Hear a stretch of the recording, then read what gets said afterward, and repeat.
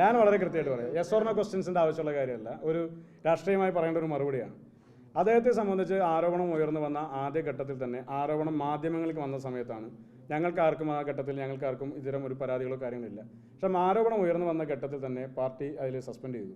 രണ്ടാമത് അന്ന് ഞങ്ങൾ പലരും, നിങ്ങൾ തന്നെ പലപ്പോഴും ചോദിച്ചപ്പോൾ പല നേതാക്കന്മാരും പറഞ്ഞു പരാതികളൊന്നും വരുന്നിട്ടില്ലല്ലോ, അപ്പോഴൊരു ഘട്ടത്തിലല്ലേ ചെയ്തതെന്ന് പറഞ്ഞു. രണ്ടാമത് പരാതി വന്നപ്പോൾ ഡിസ്മിസ് ചെയ്തു. അതിനുശേഷം ഇപ്പോൾ മൂന്നാമത്തെ ഒരു പരാതി വന്ന കാര്യത്തെ പറ്റിയിട്ടാണ് പറയുന്നത്. മൂന്നാമത്തെ ഒരു പരാതി വരുന്ന ഘട്ടത്തിൽ അദ്ദേഹം ഞങ്ങളുടെ പാർട്ടിക്കകത്തില്ല. നമ്മൾ സാധാരണ രീതിയിൽ ഇത്തരത്തിലുള്ള അധികാര കേന്ദ്രങ്ങളിൽ ഇരിക്കുന്ന ആളുകൾ മാറണമെന്ന് പറയാറുള്ളതിൻ്റെ കാരണം ആ കേസുകൾ സ്വാധീനിക്കപ്പെടാൻ പാടില്ല. അവരുടെ പരാതി പറയുന്ന ആളുകൾക്കൊരു ഈക്വലൻസ്, അവിടെ ഒരു പരാതിക്കാരനും ഇപ്പുറത്ത് ആക്ഷേപിക്കപ്പെടുന്ന ആളുകളെ സംബന്ധിച്ച് തുല്യ പരിഗണന ഉണ്ടാകണം എന്നുള്ളതിൻ്റെ അടിസ്ഥാനത്തിലാണ്.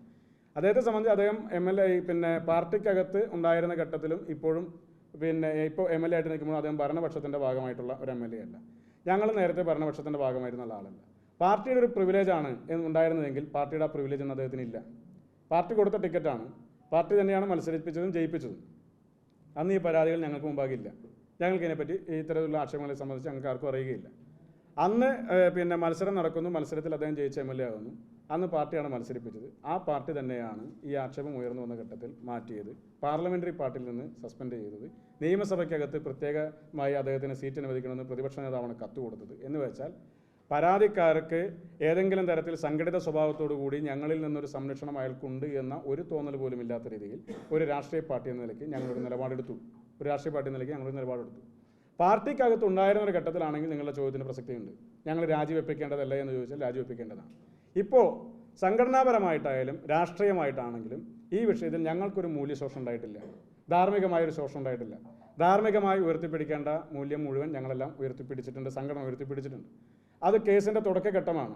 വേണമെങ്കിൽ പല ഡിഫൻഡുകളും ഗോവിന്ദ മാഷ് പറഞ്ഞ പോലെ പല ഡിഫൻഡുകളും വേണമെങ്കിൽ പറയാമായിരുന്നു. ചാർജ് ഷീറ്റ് വന്നില്ലല്ലോ, അല്ലെങ്കിൽ മുകേഷ് പാർട്ടി അംഗമല്ലല്ലോ, എങ്ങനെ പുറത്താക്കും എന്നൊക്കെ പറഞ്ഞ പോലുള്ള പല ഡിഫൻഡുകളും പറയാമായിരുന്നു. ഒരു ഡിഫൻഡും ആരും പറഞ്ഞില്ല. ആരോപണം ഉയർന്നു വന്നു, മാധ്യമങ്ങളിൽ വലിയ വാർത്തയായി. നിങ്ങളെല്ലാം തന്നെ വലിയ രീതിയിൽ അതിൻ്റെ വസ്തുതകളുമായി ബന്ധപ്പെട്ട പല ചർച്ചകളും നടത്തി. ആ ഘട്ടത്തിലെല്ലാം തന്നെ ഒരു തരത്തിൽ പോലും ഡിഫെൻഡ് ചെയ്യാൻ പാർട്ടി നിന്നിട്ടില്ല. ആരോപണ വിധേയനെ മാറ്റി നിർത്തിയിട്ടുണ്ട് എന്നുള്ളതാണ് ആദ്യത്തെ കാര്യം.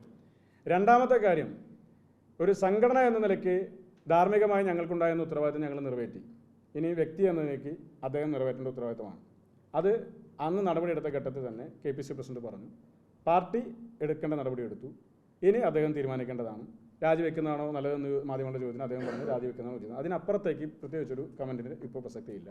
വ്യക്തി എന്ന നിലയ്ക്ക് അദ്ദേഹം അത് ചെയ്യേണ്ടത് അദ്ദേഹത്തിൻ്റെ മാത്രം തീരുമാനമാണ്. പാർട്ടി എന്ന നിലയ്ക്ക് ഞങ്ങൾക്കിപ്പോൾ അദ്ദേഹത്തോട് ഇൻസിസ്റ്റ് ചെയ്യാനുള്ള എന്താ പറയുക, അതിനൊരു സാഹചര്യം ഇപ്പോഴത്തെ സാഹചര്യം നിലവിലില്ല.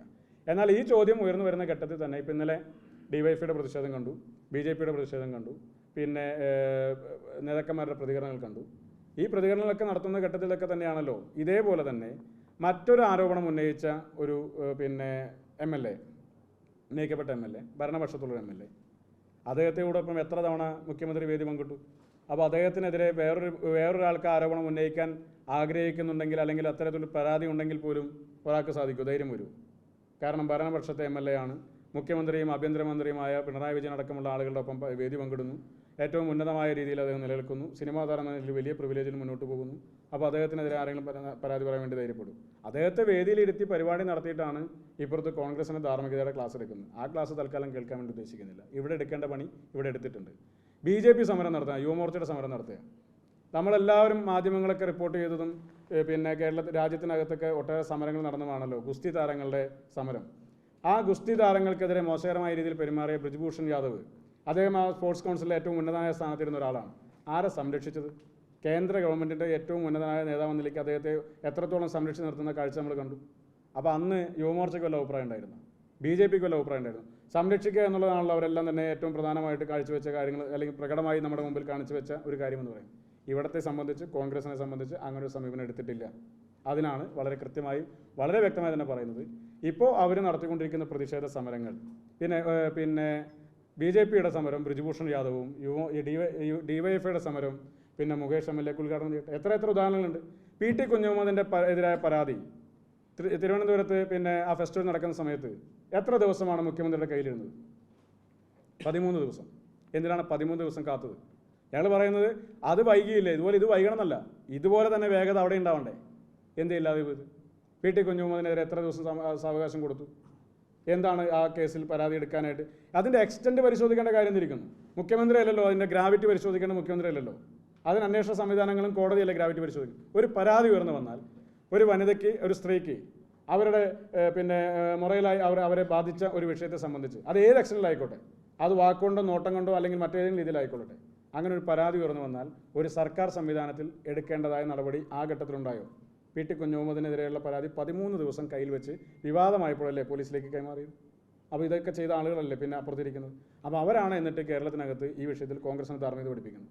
ഈ കാര്യത്തെ സംബന്ധിച്ച് ഇന്ത്യൻ നാഷണൽ കോൺഗ്രസിനെയോ യൂത്ത് കോൺഗ്രസിനെയോ അപമാനിക്കാനോ അവഹേളിക്കാനോ ഈ വിഷയം ഉന്നയിച്ചുകൊണ്ട് ആര് തന്നെ ശ്രമിച്ചാലും ഒരു തരി പോലും അതിന് നിന്നു കൊടുക്കാൻ സാധിക്കില്ല. ക്രിസ്റ്റൽ ക്ലിയറായി പാർട്ടി ഈ വിഷയത്തിൽ നടപടിയെടുത്തിട്ടുണ്ട്. വ്യക്തിപരമായ ബന്ധങ്ങളോ വ്യക്തിപരമായ സൗഹൃദങ്ങളോ അല്ല, രാഷ്ട്രീയത്തിൽ നിലപാടാണ് പ്രധാനം എന്ന രീതിയിൽ തന്നെ ആ നിലപാട് ഇന്ത്യൻ നാഷണൽ കോൺഗ്രസ് ഉയർത്തിപ്പിടിച്ചിട്ടുണ്ട്. അതിനപ്പുറത്തേക്ക് ഇപ്പോൾ നടന്നുകൊണ്ടിരിക്കുന്ന പ്രചരണങ്ങൾ വെറും തെറ്റായ പ്രചരണമാണ്. CPM പറയുന്നത് കോൺഗ്രസ് ആണ് സംരക്ഷിച്ചത് എന്നുള്ള പ്രചരണം നടത്തി. അങ്ങനെ CPM സംരക്ഷിച്ച ആളുകളെ ലിസ്റ്റ് എടുത്ത് നോക്കിയാലോ എത്ര ആളുകളെ കാണും? ഇപ്പോൾ ഈ ഓർഡർ ഇടാൻ, അറസ്റ്റ് ചെയ്യാൻ വേണ്ടി നിർദ്ദേശം കൊടുത്ത P. ശശിയെ പാർട്ടിയിൽ നിന്ന് പുറത്താക്കി എന്തിനാ? P. ശശിയെ പാർട്ടിയിൽ നിന്ന് പുറത്താക്കി എന്തിനാ? ഏത് അന്വേഷണ ഏജൻസി അന്വേഷിച്ചിട്ടാണ് അദ്ദേഹം കുറ്റക്കാരനെല്ലാം തിരിച്ചറിഞ്ഞത്? പോലീസിലേക്ക് വല്ല പരാതിയും കൈമാറി? മുഖ്യമന്ത്രി പിണറായി വിജയന് പാർട്ടി സെക്രട്ടറി എന്ന നിലയ്ക്ക് അദ്ദേഹത്തിൻ്റെ കയ്യിലേക്ക് കിട്ടിയിരുന്ന ഏതെങ്കിലും പരാതി പോലീസിലേക്ക് അദ്ദേഹം കൈമാറിയിട്ടുണ്ടോ? എത്ര പരാതി അവിടെ അട്ടത്തിരിക്കുന്നുണ്ടാവും? ആർക്കും കൊടുക്കാതെ അല്ലെങ്കിൽ ആരും കാണാതിരിക്കുന്നുണ്ടാവും? കൈമാറേണ്ടതല്ലേ? ഇപ്പോൾ പാർട്ടിയെ സംബന്ധിച്ച്, CPM-നെ സംബന്ധിച്ച് അവർ ഷൊർണൂർ MLA ആയിരുന്ന ശശിക്കെതിരെ വന്ന പരാതി ഏത് അന്വേഷണ ഏജൻസി അന്വേഷിച്ചത്? ഇന്നലെ കഴിഞ്ഞ ദിവസം ഇവിടെ മാറാട് കലാപൊക്കെ ഓർമ്മപ്പെടുത്തി സംസാരിച്ച AK ബാലനും ശ്രീമതി ടീച്ചറാണല്ലോ തീവ്രത അളന്ന് അതിൻ്റെ എങ്ങനെയാണെന്ന് ഒരു പെൺകുട്ടിക്ക് നേരെ ഉണ്ടായ കടന്നുകയറ്റത്തിൻ്റെ തീവ്രത ഇവരെങ്ങനെ അന്വേഷണം നടത്തി തീരുമാനിച്ചത്?